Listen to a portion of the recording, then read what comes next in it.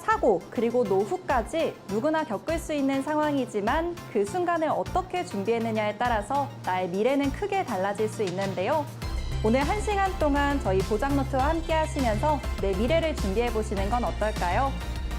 오늘 저희 보장노트는 박진서 전문가, 김민혁 전문가, 그리고 이선우 전문가, 신예빈 전문가와 함께 하도록 하겠습니다.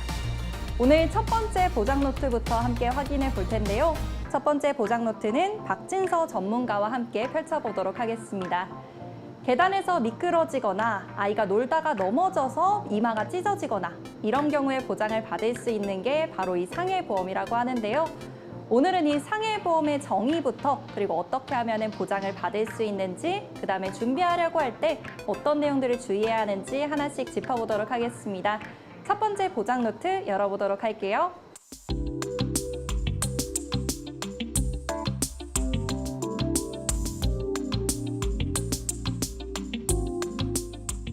네, 오늘의 첫 번째 노트부터 펼쳐보도록 하겠습니다. 오늘 박진서 전문가님과 함께 하도록 할 텐데요. 그동안 예상치 못한 사고로 병원에 갔던 경험 한 번쯤 있으실 것 같아요. 놀다가 넘어져서 다친 일, 그리고 계단에서 미끄러진 일, 이런 일들이 바로 상해라고 부르는 건데요. 오늘은 이 누구에게나 또 언제든지 일어날 수 있는 일인 상해에 대해서 보장받을 수 있는 방법을 함께 이야기 나눠보도록 하겠습니다. 박진서 전문가님과 함께 이야기 나눠볼게요. 전문가님 안녕하세요. 시청자 여러분 반갑습니다. 상해 사고와 보장에 대해 쉽게 풀어드릴 보험 전문가 박진서입니다. 살면서 한 번쯤은 괜히 다쳤다 싶을 때가 있으시죠? 다친 것도 억울한데 병원비까지 내가 다 부담해야 된다면 더 속상하잖아요. 오늘은 그런 억울함을 줄일 수 있는 상해보험의 보장 포인트들에 대해서 한번 짚어보도록 하겠습니다. 먼저 상해보험이 무엇인지에 대해 정리해 보도록 하겠습니다. 상해보험은 쉽게 말해서 외부로부터 급격하고 우연한 사고를 보장하는 보험입니다. 외부의 사고로 인한 신체 손상을 보장하고 갑작스럽고 예측할 수 없는 사고에 대한 보호막이 되어줍니다. 일상생활 속 다양한 위험에 대비를 할 수 있고요. 근데 내가 고의로 다쳤다거나 자연적인 질병은 해당되지 않습니다. 우선 상해와 질병의 명확한 구분이 필요합니다. 예시를 하나 들어볼게요. 길을 걷다가 미끄러져 손목이 골절됐다면 이건 상해 사고에 해당됩니다. 반대로 허리 디스크처럼 서서히 진행된 질환이면 상해가 아닌 질병으로 분류가 됩니다. 상해보험은 내가 외부로부터 발생한 진단비나 수술비, 입원비, 심지어 후유장애까지 보장을 받을 수 있습니다. 네, 전문가님 설명을 들어보니까 좀 상해보험에 대해서 개념이 잡히는 것 같은데요. 이 상해보험은 외부의 급격하고 우연한 사고로 내가 다쳤을 때 보장을 받을 수 있는 보험이라고 합니다. 그런데 많은 사람들이 이 사고가 실제로 나서 병원에 가게 된다면은 이 상해보험보다는 실비보험부터 생각나고 또 청구를 하게 되는 것 같은데요. 그렇다면 실비로 우리가 병원비를 돌려받을 수 있는데 상해보험까지 꼭 준비를 해야 되는 건지 이야기해보면 좋을 것 같습니다. 많은 분들이 난 실비보험이 있으니까 괜찮아 라고 말씀을 하시는데요. 우선 실비보험과 상해보험의 차이점을 알고 계셔야 됩니다. 실비보험은 병원에서 실제 발생한 의료비를 보장하는 구조입니다. 자기부담금은 10에서 20% 정도 공제를 하고 지급을 해주는 구조고요. 비급여 항목은 보장 비율이 상이하거나 미보장하는 경우가 많습니다. 반면 상해보험은 정해진 금액을 지급하는 방식입니다. 실제 치료비와 무관하게 약관에서 정한 금액을 지급해주고 내가 생활비, 간병비, 소득 손실까지 보완이 가능하죠. 단 상해로 인한 사고만 보장 가능합니다. 네, 이렇게 실비와 그다음에 상해보험에 대해서 우리가 차이점을 짚어볼 수 있었는데요. 보험료가 나오는 경우에 우리가 병원비에서 일정 부분을 비율로서 지급을 해주는 게 실비보험이고요. 상해보험은 정해진 금액을 보장해준다는 차이가 있는 것 같습니다. 그래서 또 상해보험을 준비해야 되는 이유일 것 같은데요. 그런데 이 상해라는 경우가 정말 특별한 상황에서만 우리에게 일어나는 건지도 한번 짚어봐야 될 것 같아요. 일상생활에서 일어날 수 있는 작고 큰 일들이 모두 상해로 이어질 수 있을 것 같은데 어떤 경우들이 있는지 한번 짚어봐야 될 것 같습니다. 생활 속에 또 나올 수 있는 상해는 어떤 게 있을까요? 사고는 꼭 교통사고처럼 큰 사고만이 아닙니다. 우리 일상에서 자주 일어나는 사고인 만큼 대부분 상해보험에서 청구가 가능한 경우가 많은데요. 빈번하게 일어나는 사고와 보상 사례들 보여드리도록 하겠습니다. 첫 번째로 계단에서 발 헛디뎌 넘어져 발목 염자가 된 경우입니다. 이랬을 땐 상해 입원 일당과 깁스 치료비에서 특약 청구 가능하십니다. 두 번째로 욕실에서 미끄러져 꼬리뼈가 골절된 경우인데요. 이랬을 땐 골절 진단비와 5대 골절 진단비, 상해 입원 일당 특약 청구 가능하십니다. 세 번째로는 칼질을 하다가 손을 베어 꿰맸을 경우인데요. 이랬을 땐 상해 수술비와 창상봉합술 청구 가능하십니다. 완성된 찌개를 옮기다 달에 쏟았을 경우 이럴 땐 화상을 입게 되는데 화상 진단비와 화상 수술비, 수술을 했다면 상해 수술비 특약 청구 가능하십니다. 아이가 놀이터에서 놀다가 넘어졌을 때 턱이 찢어진 경우입니다. 상해 수술비와 창상봉합술 특약 청구 가능하시고요. 마지막으로 축구를 하다가 무릎 인대 손상이 되어 수술을 했을 경우입니다. 인대봉합술도 상해 수술에 해당되기 때문에 상해 수술비에서 청구 가능하십니다. 이처럼 병원에 가면 실비 청구만 생각하기 바쁜데 상해보험 특약을 잘 구성해 둔다면 진단받고 수술만 받아도 다 정액 지급 가능합니다. 생활 속에서 흔히 일어나는 일인 만큼 정확한 특성 구성이 핵심이에요. 정말 일상생활에서 일어날 수 있는 작고 큰 일들이 상해로 이어질 수 있는 것 같습니다. 특히나 아이들 같은 경우에는 축구하다가 다치는 경우들도 참 많고 또 넘어져서 찢어지는 경우들도 많은데 이런 경우에 우리가 상해보험으로 잘 준비를 해두어야 될 것 같고요. 그런데 전문가님 설명을 들어보니까 저도 또 상해보험을 준비해야 될 것 같은 생각이 드는데 말씀해 주셨던 창상봉합술 특약이나 화상수술비 특약처럼 다양한 특약들이 좀 있는 것 같습니다.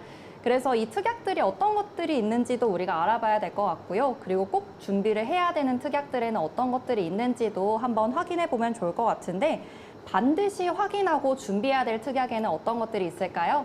활동적인 운동을 즐기시는 분들에게 필요한 특약이 있습니다. 헬스나 스키, 골프, 등산 같은 운동을 하시는 분들이 요즘 많은데요. 특히 운동은 인대 손상이나 탈구, 찢어짐, 골절 같은 사고는 흔히 발생하죠. 이렇게 운동을 하시는 분들에게 필요한 특약은 상해 수술비나 깁스 치료비, 골절 진단비, 후유장애 이렇게 꼭 필요한 특약이고 아이가 있는 가정을 위해 필요한 특약을 말씀드리도록 하겠습니다. 아이는 다치기 쉬운 만큼 꼼꼼하게 준비할 필요가 있는데요. 넘어짐, 찢어짐, 화상, 골절은 아이에게 흔한 사고입니다. 그래서 실손보험만으로는 치료비 전체를 보장받기가 어렵습니다. 어린아이에게 필요한 특약은 골절 진단비, 화상 진단비, 상해 수술비, 화상 수술비, 깁스 치료비 이렇게 꼭 준비를 해두시는 게 좋고 어린이 보험에 기본 상해 특약이 포함되어 있더라도 보장 금액이 부족하거나 모자란 경우가 많습니다. 이런 특약을 추가해 보완 설계하는 것이 좋고 특히 성장기 아이들은 골절 위험이 높기 때문에 골절 관련 보장은 필수입니다. 마지막으로 상해는 직업과 상관없이 누구에게나 일어날 수 있습니다. 책상에 앉아만 있어도 퇴근길에 계단에서 넘어지거나 미끄러지는 사고는 충분히 발생합니다. 또 출퇴근 중 교통사고도 상해에 해당되기 때문에 직장인에게도 상해보험은 필수 특약입니다. 이렇게 사무직 근무를 하시는 종사를 하시는 분이라도 골절 진단비와 상해 입원 일당, 상해 수술비, 후유장애, 깁스 치료비는 꼭 준비를 하시는 게 좋습니다. 요즘은 퇴근 후 헬스장이나 주말에 등산을 가시는 분들도 많기 때문에 운동 중 사고 대비 특약은 꼭 준비를 하시는 게 좋습니다. 네, 전문가님 설명을 들어보니까요. 정말 많은 분들께 이 상해보험이 꼭 필요할 것 같습니다. 우선 첫 번째로 활동적인 운동을 좋아하시는 분들께서는 내 몸을 지키기 위해서 이 상해보험을 꼭 준비해 두셔야겠고요. 그리고 내가 활동적인 운동을 하지 않는다 할지라도 아이가 있는 가정에서는 아이들을 위해서 상해보험을 꼭 준비해 두셔야 될 것 같습니다. 그리고 마지막으로 이런 두 경우에 부합하지 않는 경우라 할지라도 일상적인 생활에서도 우리가 상해를 입을 수 있기 때문에 많은 분들께서 준비를 해두시면 좋을 것 같은 이 상해보험인데요. 그런데 이런 경우에서도 우리가 특약들을 준비를 할 때 일률적으로 준비를 하는 게 아니라 내 상황에 맞춰서 그리고 가족 구성원에 맞춰서 준비해야 된다는 점 말씀해 주셨습니다. 그럼 마지막으로 우리 시청자와 함께하는 시간 알려줘 질문 노트 시간 가져보도록 할게요. 산재 처리를 했는데도 중복 보장을 받을 수 있는지 질문 주셨습니다. 전문가님 이런 경우에는 어떻게 할 수 있을까요? 네, 산재 처리는 일단 근로복지공단에서 진행되는 국가 보장인 공적 보상입니다. 반면 상해보험은 민영보험사에서 운영하는 개인보험이기 때문에 산재 처리를 했다 하더라도 별도로 개인 상해보험에서 보장이 가능합니다. 네, 평소에 어떤 활동을 하는지, 그리고 자녀가 있는지, 그다음에 직업 특성까지 고려해서 이 상해보험에 대해서 준비를 해보는 게 좋다고 오늘 말씀해 주셨고요. 이 질문 노트까지도 말씀을 해주셨습니다. 그럼 오늘 마지막으로 또 시청자분들께 해주고 싶으신 말씀이 있다고 하던데요. 전문가님 마지막으로 한마디 부탁드릴게요. 사고는 질병과 달리 갑자기 찾아오게 됩니다. 미리 준비해둔 상해보험 하나가 그 순간 큰 도움이 될 거예요. 실손보험은 병원비, 상해보험은 생활비와 치료비 외에 손해까지 보완을 해줍니다. 오늘 이야기 들으시고 나와 가족에 맞는 상해보험 특약 제대로 구성해 보시길 바랍니다. 보험은 준비된 자에게 기회가 됩니다. 감사합니다.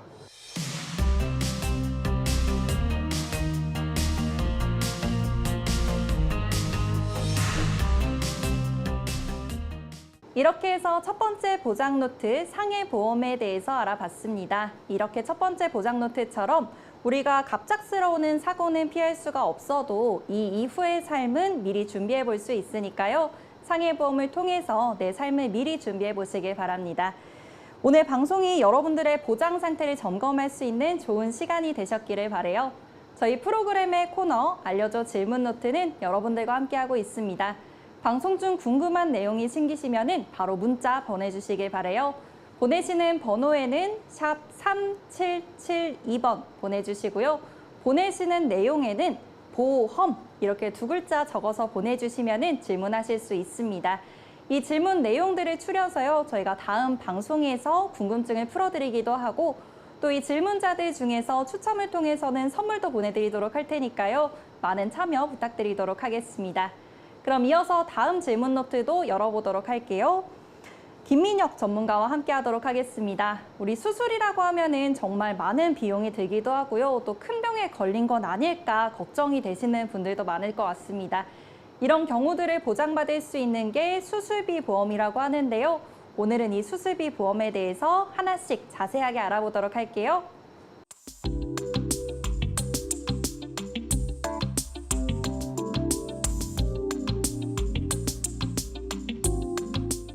요즘 고령화 사회가 빠르게 진행되면서 이 부모님들 걱정이 많으신 분들 계신 것 같습니다. 특히나 수술비 걱정이 많으신 것 같은데요. 비용도 만만치 않고요. 또 수술을 하게 되면은 어떤 보장들을 받을 수 있는지도 궁금해 하시는 경우가 많으신 것 같아요. 그래서 오늘은 이 수술비 보험에 대해서 자세히 알아보도록 하겠습니다. 김민혁 전문가님과 함께 알아볼게요. 전문가님 안녕하세요. 안녕하세요. 오늘 수술비 보험에 대해 말씀드릴 김민혁 전문가입니다. 반갑습니다. 시청자 여러분, 혹시 병원에서 수술받는데 비용이 얼마가 드는지 알고 계실까요? 맹장 수술 하나만 해도 입원비 포함 100만 원이 나오고요. 노인성 질환으로 인공관절 수술을 받으면 수백만 원까지 훌쩍 넘어갑니다. 다만 건강보험이 있다라고 해서 안심을 하시는데 건강보험이 있어도 비급여 항목이 워낙 많다 보니 환자 부담은 점점 늘어나는 추세입니다. 특히 요즘 같은 시대에는 수술 한 번이 경제를 뒤집을 수 있는 위기로 다가옵니다. 그래서 수술비 보험은 실비보험의 빈틈을 메워주는 보완책으로 꼭 필요합니다. 네, 그렇군요. 실비가 모든 걸 또 해결해 줄 수 있는 건 아닌 것 같습니다. 저도 옛날에 맹장 수술을 한 적이 있는데 이 병원비가 100만 원이 넘게 나와서 깜짝 놀랐던 기억이 있어요. 그래서 이 수술비 보험 저도 좀 궁금해지는 것 같은데요. 이 수술비 보험에 대해서 좀 더 자세하게 말씀해 주시겠어요?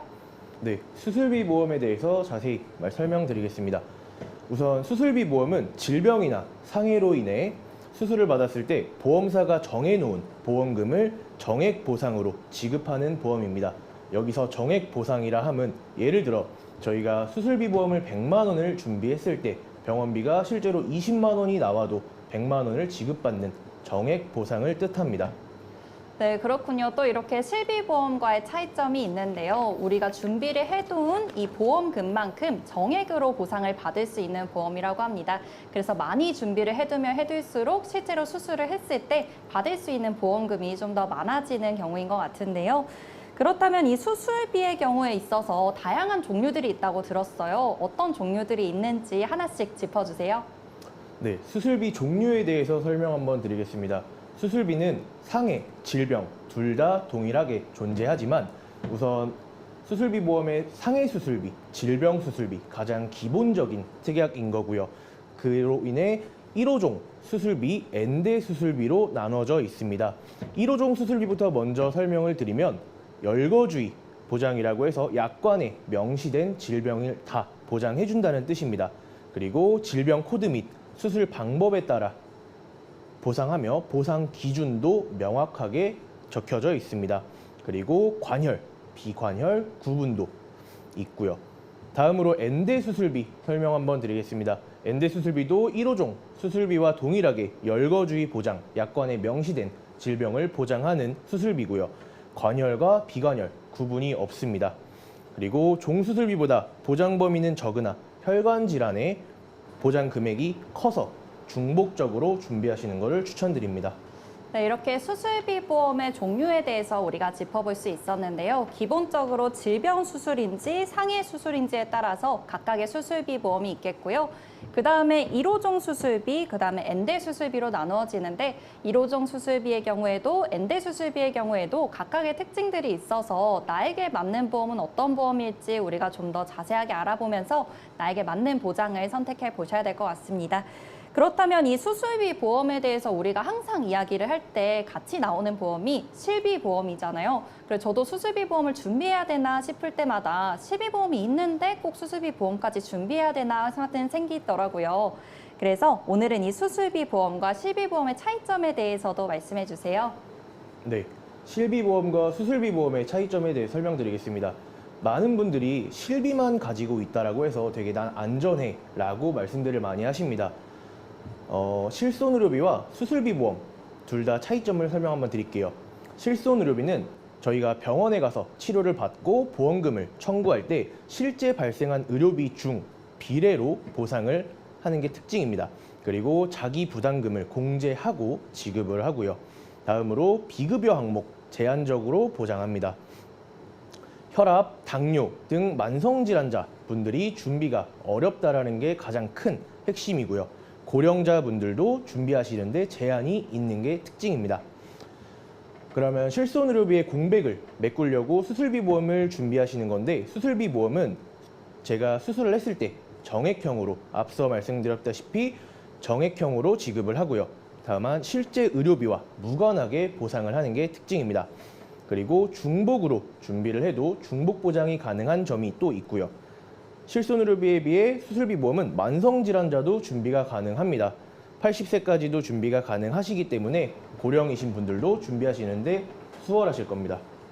네, 이렇게 수술비 보험에 대해서 우리가 특징들까지 모두 짚어볼 수 있었습니다. 일단 실제 의료비와는 무관하게 정액으로 보험금을 받을 수 있다는 장점이 있겠고요. 그 다음에 중복으로 준비를 할 수 있는데 보장도 중복으로 받을 수 있다는 점이 또 장점으로 작용할 것 같습니다. 여기다가 망성질환이 있다 할지라도 준비를 하실 수 있겠고요. 그 다음에 80세 이상의 고령자분들께서도 준비를 해볼 수 있다고 하니까 내가 질환이 평소에 있다, 그리고 나는 좀 나이가 있다 하시는 분들께서도 충분히 준비를 해보실 수 있을 것 같습니다. 그런데 이 수술비 보험을 더더욱 더 준비를 하셔야 되는 분들이 있다고 하던데요. 어떤 경우에 좀 더 자세하게 알아보고 또 준비를 해봐야 될까요? 네, 수술비 보험을 무조건적으로 준비하시는 걸 추천드리는 분들께 설명을 한번 드리겠습니다. 앞서 계속 제가 강조했던 것처럼 실손보험이 준비가 되어 있으시지만 실손보험만 준비가 되어 있으신 분들 공백이 너무 많습니다. 그래서 수술비 보험을 꼭 준비를 하셔야 되는 거고요. 실손보험에서 비급여 항목이 많아서 실제로 제가 병원비를 부담하는 게 가장 큰 거고요. 그리고 혈압과 당뇨 환자분들, 혈관 질환을 앓고 계신 분들이기 때문에 실손으로는 준비가 많이 부족하십니다. 혈관 질환의 수술을 매번 자주 반복으로 시술을 하시기 때문에 꼭 준비를 하셔야 되는 거고요. 다음으로 50대, 60대 은퇴자분들, 부모님 세대 분들은 각종 노인성 질환 수술의 위험이 높아지기 때문에 꼭 준비를 해주셔야 됩니다. 다음으로 자녀를 둔 부모님인데요. 어린이들, 자녀 나이가 어린 친구들은 사고 발생이 높기 때문에 수술비를 꼭 준비를 하셔야 됩니다. 네, 이렇게 수술비 보험이 꼭 필요한 경우들에 대해서도 우리가 크게 4가지 알아봤습니다. 우선 실손만 준비가 되어 계신 분들께서는 실손 보험만으로는 부족한 부분들이 있기 때문에 수술비 보험을 꼭 준비하셔야겠다고 말씀해 주셨고요. 그리고 혈압과 당뇨가 있으신 분들도 수술할 수 있는 가능성이 또 높기 때문에 수술비 보험 준비해 보셔야겠습니다. 그리고 50대, 60대 이상이신 분들께서는 이제 고령화가 진행되기 때문에 수술할 경우가 많아질 수 있으니까요. 이 경우에도 준비를 해보셔야겠고요. 그리고 마지막으로 어린이가 있는 가정의 경우에는 아이들은 또 특히나 사고가 날 수 있는 가능성도 높고 또 수술을 받을 경우들도 많기 때문에 이때도 꼭 준비를 해봐야겠다고 말씀해 주셨습니다. 이 경우 안에 들어오시는 경우에는 오늘 방송 끝까지 함께 하시면서 수술비 보험에 대해서 알아가 보시는 게 좋겠어요. 그럼 이제 또 수술비 보험을 실제로 준비를 하게 된다면 어떤 점들을 주의해야 된다고 하던데 어떤 주의사항들이 있는지 말씀해 주시겠어요? 수술비 보험 준비하실 때 주의사항 설명드리겠습니다. 수술비 보험을 준비하실 때 주의사항은 사실 모든 보험이 다 동일합니다. 과거 병력을 숨기거나 축소할 경우 나중에 보험금을 청구하실 때 불이익을 받으실 수 있는 확률이 높아집니다. 또 정확한 건강 재봉이 매우 중요합니다. 같은 말이지만 고지 의무 위반을 하셨을 때 보험금 지급이 거절이 될 수가 있고요. 그리고 기존 질환과 관련된 수술은 보장에서 제한하거나 제외될 가능성이 있습니다. 마지막으로 보험사마다 심사 기준과 보장 범위가 다르므로 약관을 확인하실 필요가 꼭 있습니다. 네, 그렇군요. 이렇게 수술비 보험을 실제로 준비할 때는 내 병력을 숨기지 않는 거, 그다음에 축소해서 말하지 않는 거, 이 부분을 꼭 지켜주셔야지 내가 실제로 보험금을 받아야 될 때 이 지급을 거절당하는 경우가 없을 것 같습니다. 그래서 수술비 보험을 준비하실 때는 꼭 이 알릴 의무를 충실하게 이행해 주셔야 된다는 점 확인해 보시면 좋을 것 같아요. 그럼 오늘 또 마지막으로 시청자와 함께하는 시간이죠. 알려줘 질문 노트 시간 가져보도록 하겠습니다. 오늘 시청자분께서 암보험이나 또 진단비 같은 경우에는 진단한 후에 보장이 또 끝이다라고 알고 있는데요. 이 수술비 보험도 진단비처럼 일회성으로 보장이 가능한 건지 질문 주셨어요. 전문가님 어떨까요? 네, 아닙니다. 대부분의 수술비 보험은 수술을 받을 때마다 반복적으로 지급이 가능합니다. 단, 상품에 따라서 1회 지급 또는 연간 횟수 제한이 있을 수 있으니 준비 시 보장 횟수와 조건을 꼭 확인하시길 바랍니다. 네, 그렇군요. 오늘 이렇게 수술비 보험에 대해서 김민혁 전문가님과 함께 이야기 나눠봤습니다. 보험은 아플 때가 아니라 또 건강할 때 준비해야 된다는 말 다들 들어보셨을 테니까요. 내 몸이 건강할 때 그리고 내 가족이 건강할 때 지금 바로 수술비 보험에 대해서 알아보시고 준비해 보시길 바랍니다. 그럼 오늘 마지막으로 김민혁 전문가님 시청자분들께 마무리 인사 부탁드릴게요. 오늘 방송이 시청자분들의 건강과 재정에 도움이 되었길 바랍니다. 감사합니다.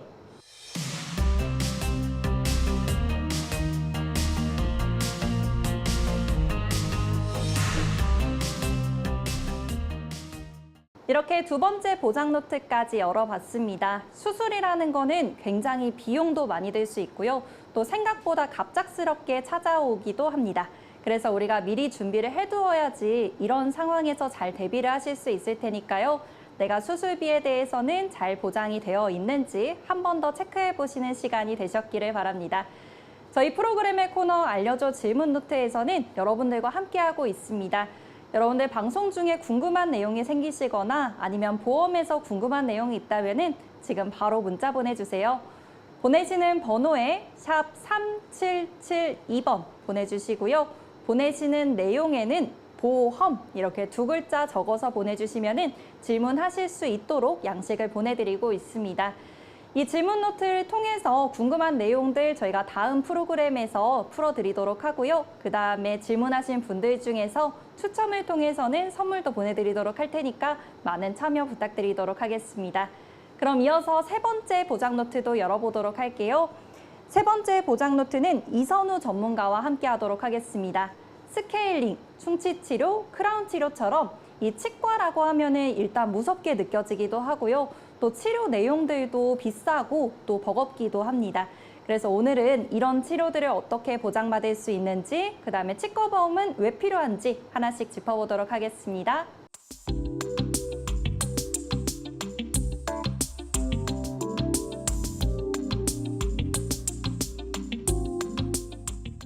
번째 보장 노트도 펼쳐보도록 할게요. 치아보험 알아보도록 할 텐데요. 이선우 전문가님과 함께 하겠습니다. 이 치아보험이라고 하면은 정말 많은 분들의 생각이 달라지시는 것 같아요. 꼭 필요하다 하시는 분들도 계시고요. 정말 필요 없다 하시는 분들도 계시는 것 같습니다. 오늘은 이 치아보험 어떤 보험인지 그리고 어떤 보상들을 받을 수 있는 건지 하나씩 짚어보도록 할게요. 이선우 전문가님 안녕하세요. 안녕하세요. 보험 전문가 이선우입니다. 오늘은 정말 많은 분들이 궁금해하시는 치아보험에 대해 알기 쉽게 정리를 해드리려고 합니다. 치아는 우리가 매일 사용하는 기관인데 막상 문제가 생기면 치료비 부담이 만만치 않습니다. 하지만 보험을 충분히 들고 계시면 충분히 대비하실 수 있고 잘만 활용하시면 큰 비용을 절약하면서 큰 효과를 기대해 볼 수 있습니다. 지금부터 저와 차근차근 함께 알아볼까요? 네, 그렇죠. 우리 치아 같은 경우에는 한 번 썩거나 또 한 번 부러지면은 이 치료비가 정말 만만치 않습니다.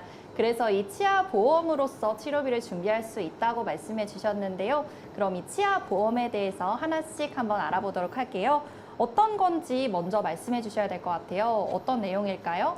좋습니다. 일단 치과 치료에 드는 경제적 부담을 줄이기 위한 도구라고 생각하시면 편하실 거예요. 건강보험으로는 치과 치료 상당 부분이 보장되지 않기 때문에 필요성이 조금 더 강조되고 있습니다.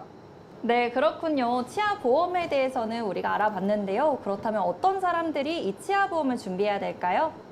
네, 첫 번째로 식습관이나 유전적 요인이 있는 충치가 자주 생기시는 분들이 필요합니다. 그리고 치과 치료 수요가 높은 증가하는 40대 이상 중장년층 분들께 필요하고 그리고 마지막으로 재치료 가능성이 있는 치과 치료 이력이 있으신 분들이 필요합니다. 네, 이렇게 세 번째 경우까지 우리가 확인을 해보면서요. 치과 치료가 필요하신 분들, 실제로 치아 보험이 준비가 되어 있어야 하는 분들에 대해서 확인해 봤습니다. 그렇다면 이 치아 보험이 왜 필요한 건지 하나씩 우리가 살펴봐야 될 것 같은데요. 이 이유는 어떻게 될까요? 네, 먼저 치료비에 대한 부담감 때문이죠. 먼저 치과 치료 대부분이 건강보험에 적용이 되지 않기 때문입니다. 그리고 신경치료나 보철치료 등 고액의 치료 비용이 발생하기 때문이죠.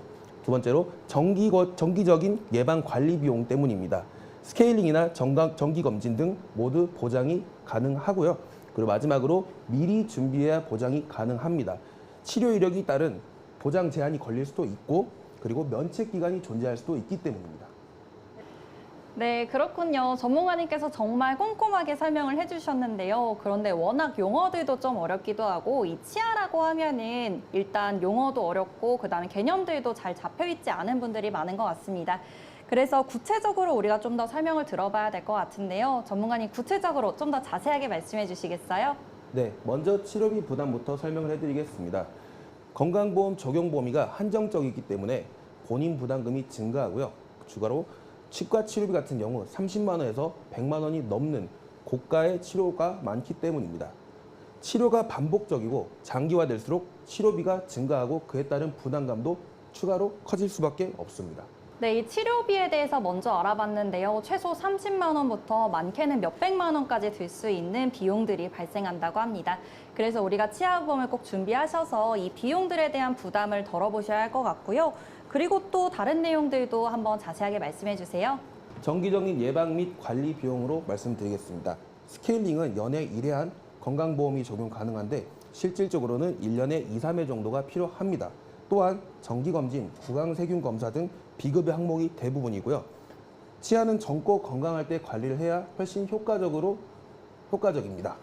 네, 그렇군요. 스케일링에 대한 내용까지도 우리가 확인해 봤습니다. 연에 1회만 건강보험 적용이 가능하기 때문에 나머지 횟수에 대해서는 개인적으로 부담하셔야 된다는 점 확인해 보셔야겠습니다. 이를 치아보험으로서 우리가 준비를 해볼 수 있겠고요. 그 다음으로는 또 어떤 내용이 있을까요? 미리 준비해야 되는 이유를 설명해 드리겠습니다.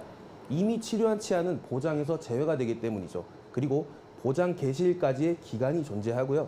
나이가 들수록 보험료는 증가하지만 보장 조건과 인수 조건은 점점 더 까다로워지기 때문이죠. 그렇기 때문에 미리미리 준비하는 게 최고입니다. 네, 그렇군요. 저도 설명을 들어보니까 지금이라도 바로 치아보험에 대해서 좀 준비를 해봐야 되겠다는 생각이 듭니다. 그렇다면 이 실제로 치아보험을 준비해야겠다 생각하시는 시청자분들을 위해서 어떤 부분들을 반드시 체크해야 되는지 이 체크해야 될 사항이 있다면 말씀해 주세요. 네, 치아보험을 준비하기 전 체크사항을 알려드리겠습니다. 첫 번째로 치아보험의 보장 범위입니다. 그리고 치아보험의 보장 개수, 그리고 보장 개시일과 면책기간, 그리고 감액기간입니다. 치아보험의 보장 범위 먼저 알려드리겠습니다. 주요 보장 항목으로는 스케일링, 충치치료, 신경치료, 크라운, 브릿지 등이 있고요. 위 항목은 치아보험에서 기본적으로 보장이 되는 항목입니다. 그리고 제한적 보장 항목으로는 임플란트와 트림리 등이 있습니다. 회사마다 조건이 다르니 면밀히 체크를 해보셔야 합니다. 심미 목적이나 미용 목적에 해당하는 치아 교정은 보장되지 않는 항목에 해당되기 때문에 꼭 확인하셔야 됩니다.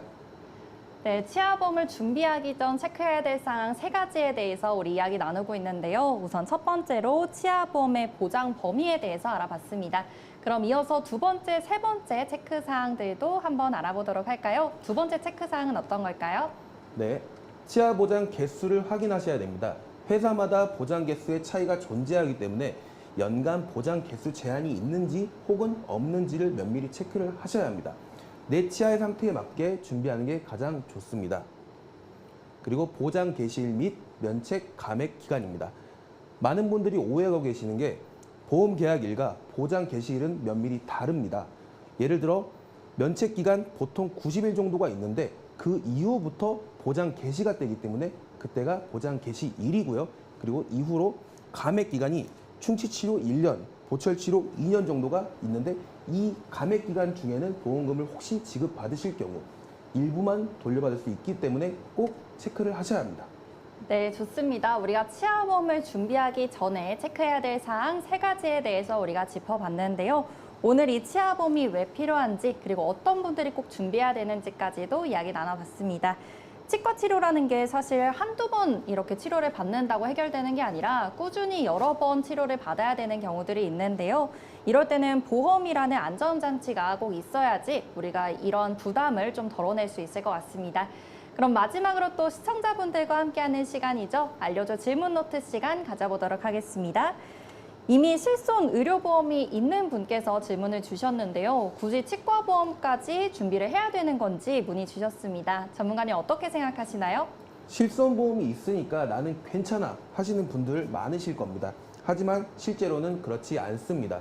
실손보험은 말 그대로 상해나 질병 등의 치료비 중심이고 치과 치료는 기능 개선 목적으로 분류되는 경우가 많기 때문에 보장 대상에서 제외가 되는 경우가 대부분입니다. 그렇기 때문에 따로 준비를 하시는 걸 추천을 드립니다. 네, 좋습니다. 오늘 이렇게 치아보험에 대해서 알아봤는데요. 이 치아보험 같은 경우에는 막연하게 불필요하다라고 생각하시는 분들도 많으시고요. 또 꼭 준비해야겠다 하시는 분들도 많으셨을 것 같습니다. 오늘은 이런 내용들 하나씩 준비를 해보고 또 정리를 해보면서 여러분들께 도움되는 시간이 되셨기를 바랍니다. 그럼 오늘 또 마지막으로 시청자분들께 꼭 해주시고 싶으신 말씀이 있다고 하던데요. 전문가님 어떤 말씀일까요? 네, 시청자 여러분, 단순히 가격만 비교해서 결정하지 마시고 자신의 치아 상태에 맞게, 자신의 치료 이력에 맞게 준비를 하시는 게 가장 좋습니다. 꼭 전문가와 충분한 상담을 통해서 선택하시는 게 가장 중요합니다. 꼼꼼하게 비교하고 현명하게 준비해서 꼭 자신에게 맞는 치아 보험으로 여러분들의 치아 건강을 챙기시길 바랍니다. 전문가 이선호였습니다. 감사합니다.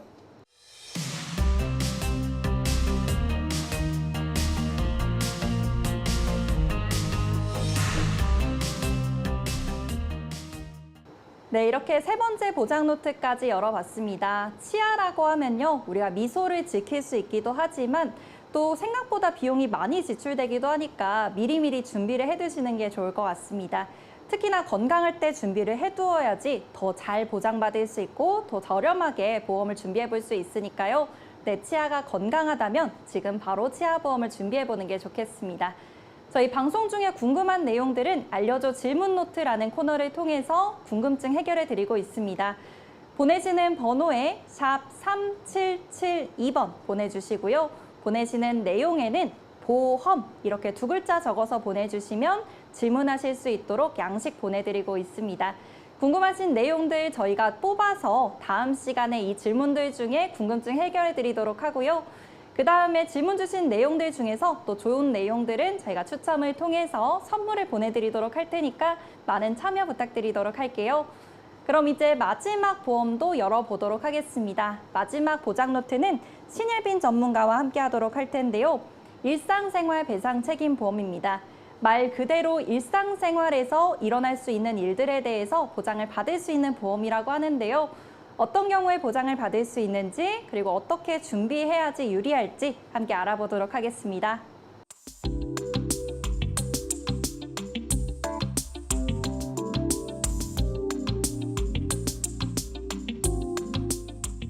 이제 마지막 보장 노트 열어보도록 하겠습니다. 마지막 노트는 일상생활 배상 책임 보험인데요. 신일빈 전문가님과 함께 이야기 나눠볼게요. 전문가님 안녕하세요. 안녕하세요. 이데일리 시청자 여러분. 여러분들은 잘 모르실 수도 있는데요. 일상생활 속에서 보험으로 혜택을 볼 수 있는 부분이 굉장히 많다는 거 알고 계시나요? 오늘 제가 자세히 알려드리도록 하겠습니다. 일상생활 배상 책임 보험, 줄여서 일배책이라고 하는데 들어보셨을 거예요. 이게 어떤 거냐면요. 시청자 여러분 생활하시는 중에 나도 모르는 실수로 타인에게 피해를 입힌 경우 한 번쯤은 있으실 겁니다. 그럴 때 내가 아니라 보험에서 보상을 해주는 게 일배책입니다. 이거는 나뿐만 아니라 가족 구성원의 실수까지도 포함되기 때문에 우리 가족을 든든하게 지켜주는 가족보험이라고도 말씀드릴 수 있고요. 단, 고의로 인한 사고는 제외된다는 점 꼭 기억해 주세요. 그리고 개인의 일상에 초점이 맞춰져 있는데요. 집, 공원, 마트, 학교 등 사적인 공간에서 발생하는 사고들을 보상해 주기 때문에 직무 중 발생한 사고는 제외된다는 점 꼭 기억해 주세요. 네, 이름 자체도 일상생활 배상 책임 보험인 만큼 일상생활에서 일어나는 일에 대해서 배상을 해주는 보험이라고 합니다.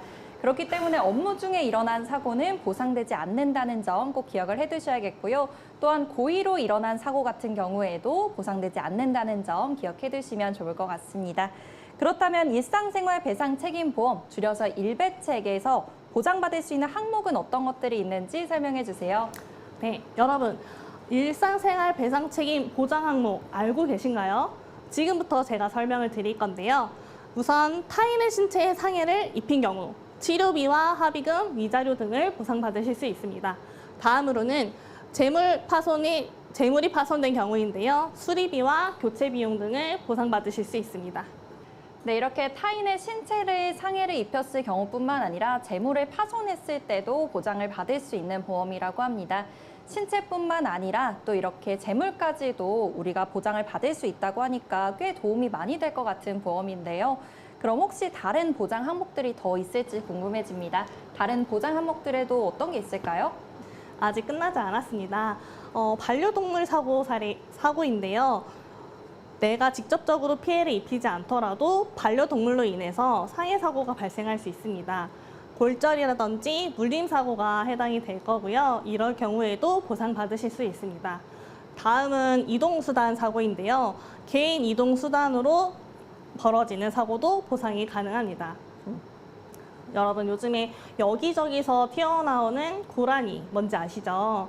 근데 이 킥보드를 타고 튀어나오는 걸 킥란이라고 한대요. 혹시 시청자 여러분들 내가 이런 고라니 끼가 있다 하시는 분들 계실까요? 그렇다면 더 집중해서 봐주셔야 됩니다. 이렇게 자전거나 킥보드를 타고 이동하는 중에 발생하는 사고에서도 보상받으실 수 있어요. 그래서 상해나 재물 파손까지도 보장이 가능하다는 점 말씀드리겠습니다. 네, 좋습니다. 이렇게 일배책으로 보장받을 수 있는 경우들을 우리가 하나씩 짚어보고 있는데요. 우선 타인의 신체에 상해를 입혔을 경우, 그다음에 재물을 파손했을 경우에 우리가 보장을 받을 수 있겠고요. 그 다음으로 반려동물이 다른 사람에게 피해를 입힌다면은 이 경우에도 보상을 받을 수 있다고 합니다.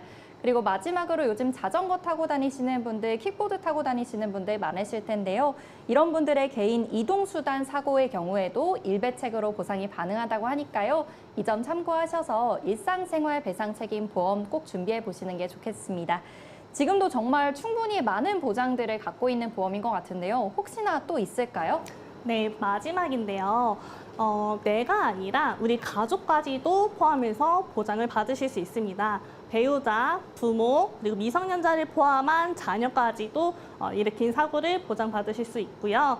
그리고 렌트, 렌트한 캠핑 장비나 빌린 물건에 대한 보상도 가능하다고 말씀드리겠습니다. 내 자신의 사고뿐만 아니라 또 내 가족이 일으킨 사고에 대해서도 보상을 받을 수 있겠고요. 그리고 내 물건뿐만 아니라 빌려온 물건에 대해서도 보상을 받을 수가 있다고 합니다. 이렇게나 보장 범위가 넓어서 혹시나 이 보험료가 너무 빅싸진 않을까 걱정이 될 것 같아요. 이 보험료는 얼마 정도 되는지 그리고 또 한도가 있는 건 아닐지 걱정이 되는데요. 어느 정도 될까요? 걱정 마세요, 여러분. 일배책은 최고의 가성비 보험이라고 말씀드릴 수 있습니다. 보험료는 정말 저렴하게 1,000원대로 준비가 가능하시고요. 보장 한도는 1억 원인데 일부 보험은 2억에서 3억까지도 한도가 있습니다. 그리고 사고당 10,000원에서 30,000원 정도의 자기부담금이 발생하게 되는데요. 사고 내용에 따라서 20만 원에서 많게는 50만 원까지도 자기부담금이 발생할 수 있다는 점 인지해 주시면 감사하겠습니다. 그리고 실제 손해액만 보상이 가능하고요. 보상 한도가 초과되는 경우에는 본인이 다 부담을 하셔야 합니다. 네, 그렇군요. 보험료는 단돈 1,000원대인데요. 보장받을 수 있는 한도는 1억에서 많게는 3억까지도 보장을 받을 수 있다고 합니다. 정말 최고의 가성비 보험이라고 불릴 수 있을 것 같은데요. 그런데 사실 크게 와닿지는 않는 것 같아요. 우리가 피해를 끼쳐도 1억에서 3억까지도 한도를 받을 수 있다는 게 그 정도로 내가 많은 피해를 입힐 수 있을까 하는 의심이 또 의구심이 드는데요. 어떤 경우들이 있는지 이 사례를 말씀해 주시면 도움이 될 것 같아요. 어떤 사례들이 있을까요? 네, 첫 번째 사례입니다. 아이 사고인데요. 우리 아이가 친구와 놀다가 팔에 금이 가게 됐어요. 그럴 때 응급실 병원비 18만 원 발생되었고요. 향후 치료비와 합의금 포함해서 130만 원 보상되었습니다. 다음 사례는 반려동물 사고인데요. 우리 반려동물이 지나가던 행인의 다리를 물어버린 거예요. 파상풍 주사 3번 맞고 치료비 7만 원 발생되었고요. 치료비와 교통비, 합의금을 포함해서 30만 원 보상받았습니다. 다음 사례는 누수 사고입니다. 우리 집 누수로 인해 아랫집에 피해가 발생되었어요. 아랫집 수리비 192만 원 전액 보상되었고요. 우리 집 수리비는 300만 원인데 일부 보상되었습니다. 여기서 잠깐. 아나운서님, 혹시 우리 집 수리비는 300만 원 나왔는데 일부만 보상이 되었습니다. 혹시 왜 그런지 맞춰보실래요? 시청자 여러분도 한번 맞춰보시겠어요? 네, 이렇게 말씀해 주시니까 저도 좀 헷갈리는 것 같아요. 윗집의 경우에는 이제 윗집이 우리 집인 거죠. 300만 원 정도의 비용이 발생했고요. 그리고 아랫집에서는 192만 원 발생했는데 왜 우리 집은 또 전액이 보상되지 않는다는 건지 잠깐 생각을 해봤는데 전혀 이유를 모르겠는데요. 네, 이유는 일상생활 배상 책임 보험이기 때문입니다. 타인에게 피해를 준 경우에 보상해주는 게 일배책이라고 말씀을 앞에서 드렸어요. 근데 우리 집은 타인이 아니죠. 그래서 이런 경우에 100% 전액 보상받지 않을 수 있다는 점 유념해 주시기 바랍니다. 네, 그렇군요. 이런 경우를 또 들어보니까 내가 피해를 끼친 부분에 대해서 보상을 받을 수 있다는 점 다시 한번 짚어보는 게 좋을 것 같습니다. 그리고 또 마지막 사례가 또 있다고 하던데요. 어떤 사례일까요? 마지막 사례는 자전거 사고인데요. 우리 자전거를 타고 가다가 행인이랑 부딪히게 됐어요. 그분이 넘어지셨는데 잘못 넘어져서 허리 디스크로 후유 장애까지 판정을 받게 되었습니다. 합의금으로 1,600만 원 지급된 사례가 있습니다. 네, 이렇게 전문가님께서 말씀해 주시는 사례들을 또 들어보니까요. 우리 생활에서 정말 많은 사고들이 있을 수 있겠고요. 또 이 사고들에서 많은 비용이 또 발생할 수도 있다는 점 한 번 더 일깨울 수 있었던 것 같습니다. 나뿐만 아니라 또 내 가족이 또 이런 사고들을 겪을 수도 있고요. 또 발생시킬 수도 있다는 점 유념해 두시면서 일상생활 배상책임 보험 꼭 준비를 해두시는 게 좋겠습니다. 그리고 또 이런 사고가 났을 때 실제로 보험금을 받을 수 있는 건지 궁금하기도 하고요. 그리고 사고가 실제로 일어났다면은 어떻게 청구를 해야 되는 건지도 궁금하신 분들 많으시더라고요. 그래서 전문가님 이 방법도 한번 짚어주시면 좋을 것 같아요. 네, 어렵게 생각하지 마세요. 사고가 났을 때 당연히 그 사고를 찍어놓은 사진이라든지 그 사고 내용이 어땠는지 그런 사고 경위서 이런 서류들이 필요할 거고요. 그리고 금액적인 부분을 증명해야 하기 때문에 견적서나 진료비 등 이런 서류도 필요합니다. 이런 자료들을 모아서 보험사에 청구하시면 되는데요. 민사사고가 나게 되면 너무 머리 아프고 힘드시죠. 사실 보험 담당자가 계시거나 하면은 바로 보험 담당자한테 말씀해 주시고 보험사에 바로 전화해 주시면 됩니다. 어렵게 생각하지 마세요. 네, 그렇군요. 이렇게 담당자가 있다면은 정말 든든하고 또 청구도 쉬울 것 같다는 생각이 듭니다. 그리고 나의 가족들도 또 잘 준비가 되어 있는 건지 한 번 더 확인해보는 시간 가져봐야 될 것 같아요. 그럼 또 어떻게 준비를 할 수 있는지 이 일상생활 배상책임보험 준비 방법에 대해서도 설명해 주시겠어요? 여러분, 이제 일배책 준비해야 될 필요성이 좀 느껴지시나요? 안 들으면 왠지 조금 손해를 볼 것 같죠? 생각해보면, 이게 여기 있었네? 하고 발견하실 수도 있습니다. 왜냐면요, 일배책은 단독으로도 준비하실 수도 있지만, 이렇게 화재보험, 운전자보험, 종합보험, 펫보험처럼 다른 종류의 보험에 특약으로 추가해서 준비하실 수 있기 때문입니다. 네, 그렇군요. 단돈 몇천 원대의 보험이기 때문에 이제 단독으로 준비하는 경우보다는 다른 보험과 함께 준비하는 경우가 더 많은 것 같으니까요.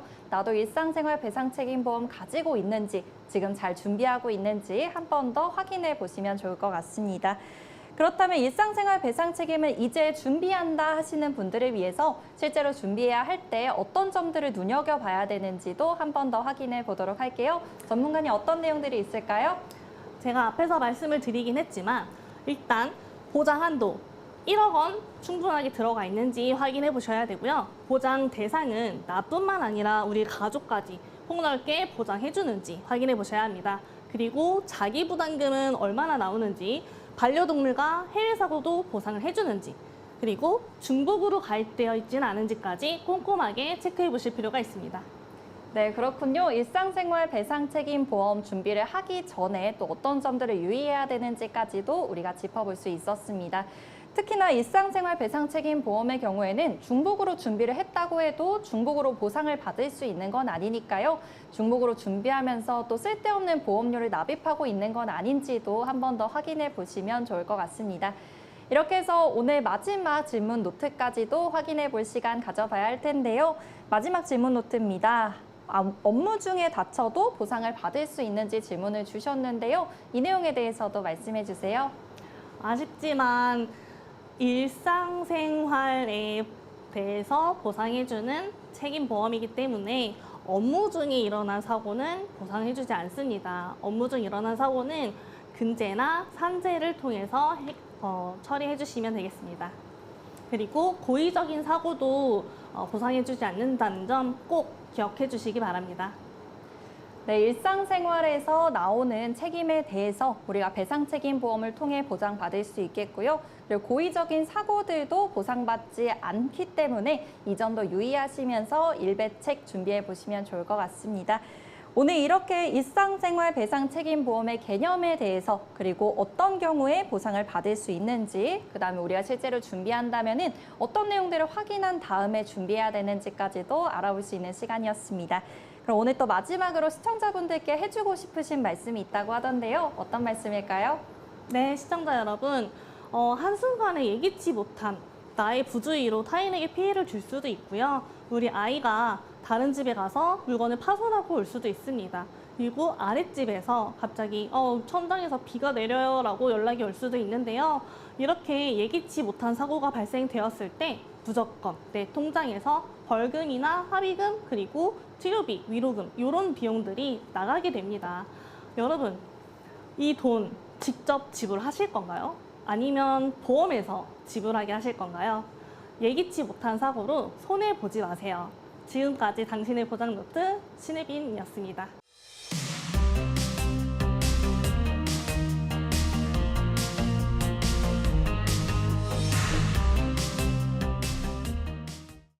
마지막으로 신예빈 전문가와 함께 보장 노트 펼쳐봤습니다. 일상생활 배상 책임보험인데요. 나의 일상도 그리고 가족의 일상도 지켜줄 수 있는 보장이라고 하니까요. 내가 잘 준비하고 있는지, 그리고 내 가족은 잘 준비하고 있는지 마지막으로 체크해 보시면 도움 되실 것 같습니다. 저희 프로그램의 코너 알려줘 질문 노트는 여러분들과 함께하고 있습니다. 방송 중에 궁금한 내용들, 그리고 궁금한 보험이 있으셨다면 지금 바로 문자 보내주세요. 보내시는 번호에 샵 3772 눌러주시고요. 보내시는 내용에는 보험 이렇게 두 글자만 적어서 보내주시면 저희가 질문하실 수 있는 양식 보내드리고 있습니다. 지금 바로 궁금한 내용들 보내주시고요. 저희가 받은 질문들 중에서 다음 프로그램에서 여러분들께 궁금증 해결해 드리도록 할 거고 또 추첨을 통해서는 선물도 보내드리도록 할 테니까 많은 참여 부탁드리도록 하겠습니다.